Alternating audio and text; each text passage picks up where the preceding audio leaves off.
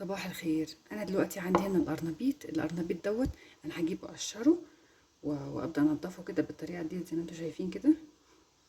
بشيل الجزء اللي هنا دوت بالسكينه واقطعه القطعه ديت كده زي ما انتم شايفين. القطعه دي طبعا عشان ابدا ان انا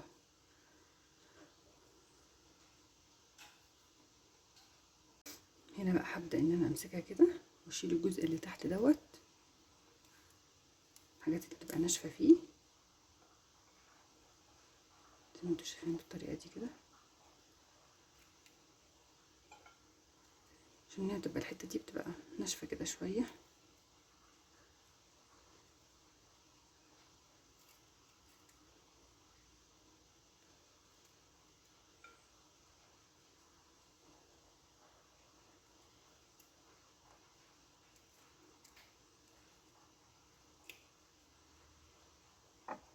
انا خلصت هنا دلوقتي، قطعت الحاجات اللي هي كانت فيه وكده بقى بالطريقه ديت.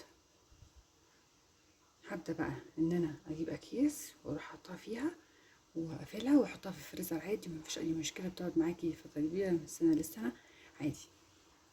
هنا يا جماعه بعد ما قطعته بالطريقه ديت هبدا بقى اجيب اي كيس عندي فاضي يكون نضيف وابدا احطه في القرنبيط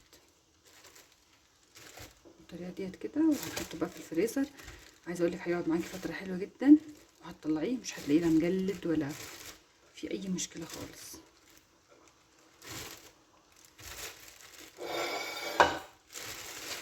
بس كده نفرده بالطريقه دي.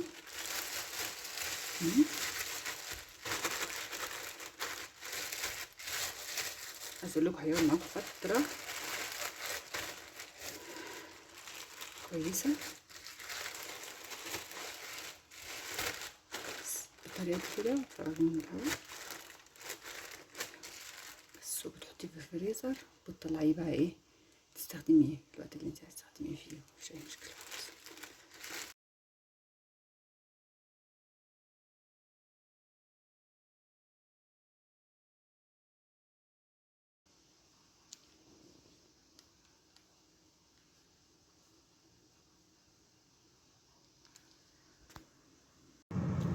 كده حطيته في الفريزر.